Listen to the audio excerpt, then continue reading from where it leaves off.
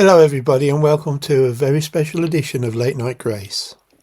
Today, at this time, as near as I could to the Passion account, I want to read from that. Using scripture, I want to go through the whole of the trial to the death of Jesus. I'm going from Mathew's account. Realise that this is for your own reflections, meditations and thoughts regarding that day when Jesus was taken from us. Jesus died at 3 o'clock in the afternoon, so I'm reading this as close to 3 o'clock as I can. So come with me on the journey. We will show as best we can that tragic account that led to that glorious day. Matthew 26. Then Jesus comes with them to the place called Gethsemane, and he says to the disciples,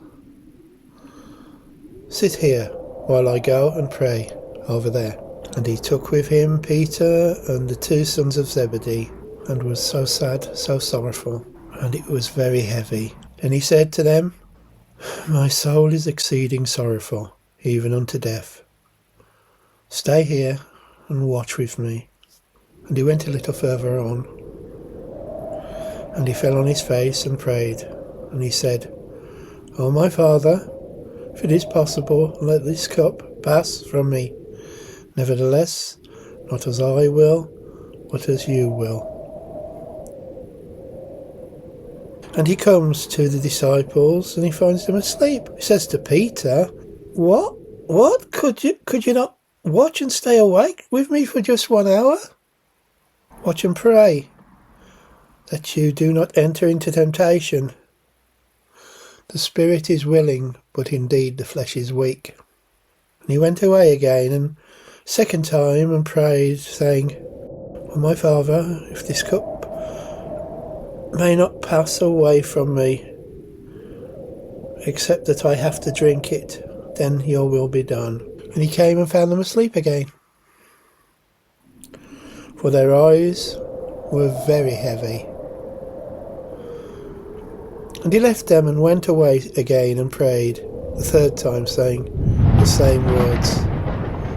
And he came to his disciples and said to them, "Sleep now and take your rest. Behold, the hour is at hand, and the Son of Man is betrayed to the hands of sinners.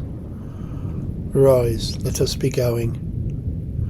Behold, he is at hand that is going to betray me."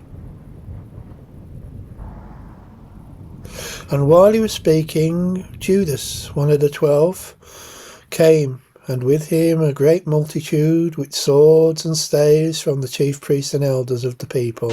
He that had betrayed him gave them a sign, saying, "Whosoever I kiss, the same he is the one, hold him fast." And then he came to Jesus and said, "Hail, Master," and kissed him. And Jesus said to him, "Friend, why have you come?" Then they came and laid hands on Jesus, and they took him. And yes, one of them that were with Jesus stretched out his hand, drew his sword, and struck a servant of the high priest, and he cut off his ear. And Jesus said to him, "Put up again, put your sword in its place, for all they that take up the sword will die by the sword. Do you think that I cannot now pray to my Father, and he shall not presently give me more than 12 legions of angels? But then how shall the scriptures be fulfilled that must be fulfilled?" And at the same time Jesus said to the multitudes, "Have you come out as against a thief with swords and staves to take me? I sat daily with you teaching in the temple, and you did not come for me then, you did not lay hold on me then. But all this was done that the scriptures of the prophets might be fulfilled." Then all the disciples forsook him, and they ran, and they fled. They that had taken hold of Jesus led him away to Caiaphas, the high priest, where the scribes and the elders were assembled. However, Peter followed him. He followed him far off into the high priest's palace, and went in, and he sat with the servants to see how it would go. Now the chief priests and elders and all the council had sought out false witnesses against Jesus to put him to death. Yet they found none. At last 2 came forward and said, this fellow, said I am able to destroy the temple of God and build it in 3 days. And the high priest arose and said to him, don't you answer that? Are you not going to say anything? What is it that these witnesses have against you? But Jesus kept his peace, kept his silence, and the high priest answered and said to him, I beg you, by the living God, that you tell us whether you be the Christ, the Son of God. Jesus said to him, you have said. Nevertheless, I'll say to you, hereafter you shall see the Son of Man sitting at the right hand of power and coming in the clouds of heaven. Then the high priest tore his clothes from top to bottom, saying, he has spoken blasphemy. And further, we don't need to have witnesses, because look, do you see? Have you not heard this blasphemy? What do you think? They answered and said, he's guilty of death. Then they spit on his face, hit him, and others hit him hard with palms of their hands, and they buffeted him from one person to another. They said, prophesy to us, you're the Christ. Who is he that smites you? Now Peter sat outside in the palace, and a young girl came to him and saying, you also was with Jesus of Galilee, weren't you? But he denied it. Denied it before them all, saying, I don't know what you're saying.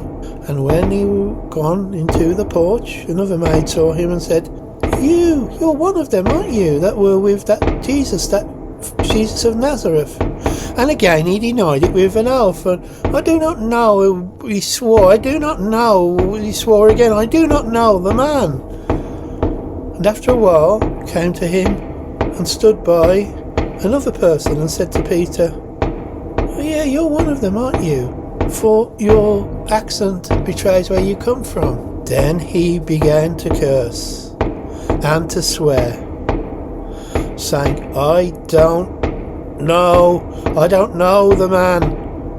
And immediately the cock crew. And Peter remembered the word of Jesus, which said to him, before the cock crows, you shall deny me 3 times. And he went out and he wept bitterly.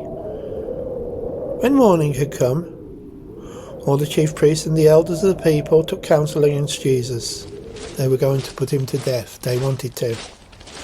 And when they had bound him and led him away and delivered him to Pontius Pilate, the governor, then Judas, who had betrayed him, when he saw that he was condemned, repented and brought again the 30 pieces of silver to the chief priests and elders, saying, I've sinned in that I have betrayed the innocent blood.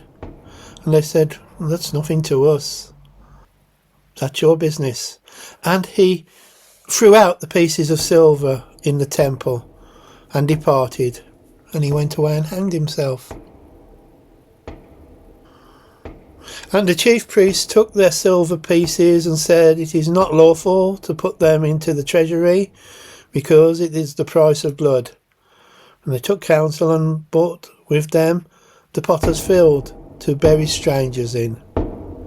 Therefore that field was called the field of blood to this very day. Then it was fulfilled that which was spoken by the prophet Jeremiah, saying, and they took the 30 pieces of silver, the price of him that was valued, whom they, the children of Israel, did value, and gave them for the potter's field, as the Lord appointed me.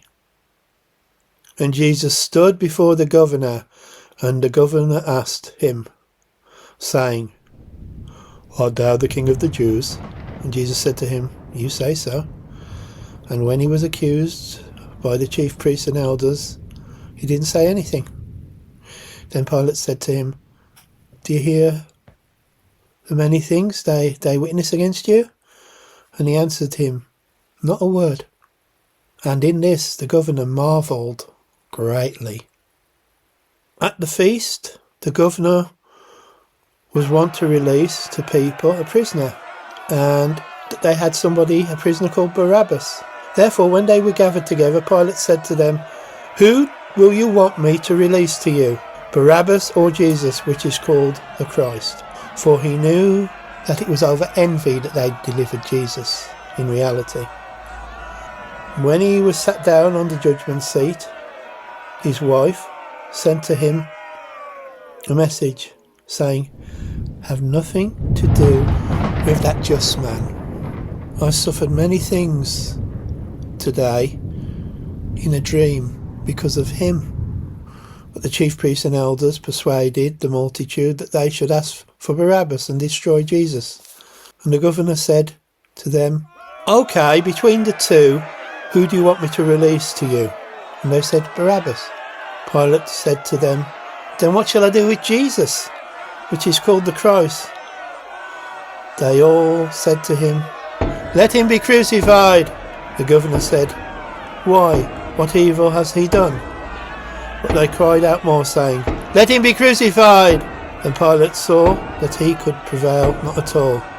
Rather than cause an uproar, he took water, washed his hands before the multitude, saying, "I am innocent of the blood of this just person. You see to it." Then answered the people, and they said, "His blood be on us and on our children." Then he released Barabbas to them, and when he had scourged Jesus, he delivered him up to be crucified. Then the soldiers of the governor took Jesus to the common hall, and gathered to him the whole band of soldiers. And they stripped him and put him in a scarlet robe. And when they had plaited a crown of thorns, they put it on his head, and the reed in his right hand, and they bowed the knee before him, mocked him, saying, "Hail, the King of the Jews!" And they spit on him, and took the reed, and hit him on the head. After they had mocked him, they took the robe off from him, and put on his own garment, and led him away to crucify him. And as they came out, they found a man of Cyrene. He was called Simon, and they made him bear Jesus' cross. And when they were come to the place called Golgotha, that is to say, the place of the skull, they gave him vinegar to drink mingled with gall, so that he could taste it, but he would not drink it. And they crucified him and parted his garments, casting lots, that it might be fulfilled which was spoken by the prophet. They parted my garments among them, and upon my vesture did they cast lots. And they put over his head the accusation written, "This is Jesus, the King of the Jews." Then there were two criminals crucified with him, one on the right hand and another on the left. And they that just passed by reviled him, shaking their heads and saying, "You that destroyed the temple and build it in 3 days, save yourself if thou art the Son of God. Save yourself from this cross." Likewise also the chief priests were mocking him, and the scribes and the elders said, "He saved others himself. He cannot save. If he be the King of Israel, let him now come down from the cross, and we will believe in him. He trusted in God, let him deliver him now, if he will have him, for he said, I am the Son of God." The thieves also, which were crucified with him, cast the same in his teeth. It was about the 6th hour, and there was darkness over all the land to the 9th hour. And about the 9th hour Jesus cried out in a loud voice, saying, "Eli, Eli, lama sabachthani? My God, why have you forsaken me?" Some of them stood there when they heard that and said, "This man calls for Elijah." And straightway one of them ran and took up a sponge and filled it with vinegar and put a reed on it and gave it him to drink. And the rest said, "Let it be, let us see whether Elijah comes to save him." Jesus, when he had cried again with a loud voice, yielded up the ghost. And behold, the veil of the temple was torn in two from top to bottom, and the earth did quake, and the rocks did rent, and the graves were opened, and many bodies of the saints which had slept arose. And they came out of the graves after his resurrection, and went into the holy city, and appeared to many. Now when the centurion and those that were with him watching Jesus saw the earthquake and those things that were done, they were in great fear, and said, "Truly this is the Son of God." And there were many women there, holding far off, which had followed Jesus from Galilee, and ministered to him, among which was Mary Magdalene, and Mary the mother of James and Joseph, and the mother of Zebedee's children,